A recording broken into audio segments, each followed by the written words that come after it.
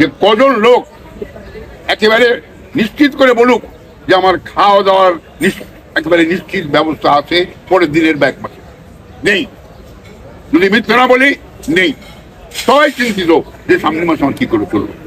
মিথ্যা কথা নয়, আমি জানছি আপনাদের মনের মধ্যে কেমন কথা হচ্ছে। সবাই বলছে যে শহীদ ভাই ঠিক জায়গায় আঘাত করেছে। আমি জানি আজকে যদি আমি বাংলাদেশে থাকতাম, আমি নিশ্চিত বলতে পারতাম যে আমাকে হাত পেতে লোকের কাছে ভিক্ষা করে খেতে হতো, খেতে হতো যে ভাই আমার বাড়িতে খাওয়া নেই, ওই বাচ্চাকে খাওয়া দিতে পারছি না, আমাকে টাকা। তার থেকে বাঁচার জন্যে আজকে বিভিন্ন শিল্পী বিভিন্ন রাস্তা দেখছি। শুধু ফিল্ম নয়, টিভিরও বহু শিল্পীকে আমি দেখি নিউ ইয়র্কে বিভিন্ন জায়গায় আমি দেখছি তারাও চলে যাচ্ছে। কেন?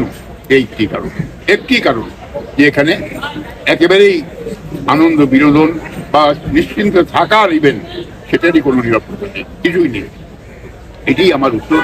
আমরা চাইবো যে দেশ ভালো করুক, মঙ্গল করুক, দেশের শিল্পীদের নিশ্চয়তা কিছু নেই, কোনোদিনই হয়নি।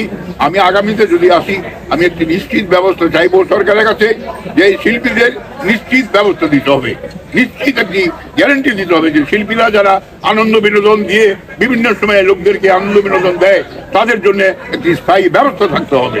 সাংবাদিকরা যারা কাজ করে বিভিন্ন পর্যায়ে কাদা মাটিতে, রৌদ্রে, বৃষ্টিতে, সেই সমস্ত সাংবাদিককে তাদের একটি নিশ্চিত ব্যবস্থা দিতে হবে যে তারা যেন খাওয়া পড়ার চিন্তা করতে না হয়।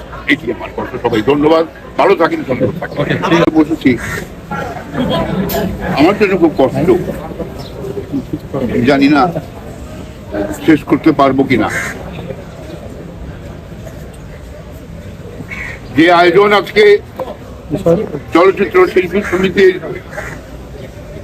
বর্তমান কর্মকর্তাদের মধ্যে করেছেন, আমি নিঃসন্দেহে বলতে পারি, কারণ আমি এই শিল্পী সমিতির প্রতিষ্ঠাতা, সাধারণ সম্পাদক, এই স্বপ্নটিও আমি দেখেছিলাম শিল্পী সমিতির। আমি 8 বছর প্রেসিডেন্ট ছিলাম, 6 বছর সেক্রেটারি ছিলাম। আমি আজকে হেরে গেছি, আমি সত্যি কথা বলছি, আজকে হেরে গেছি। এই যে আয়োজন, যারা আমাদেরকে ছেড়ে চলে গেছেন তাদের জন্য দোয়ার ব্যবস্থা, তাদের জন্য মঙ্গল কামনার এই যে আয়োজন, এটি একটি অভূতপূর্ব আয়োজন।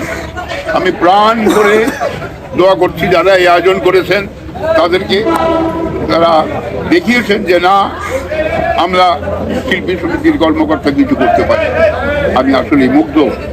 আমার অনেক অনেক শুভেচ্ছা, ভালোবাসা তাদের জন্য থাকবে। তারা যেন আরো সুন্দর করে এই সমিতির কর্মকাণ্ড চালাতে পারে।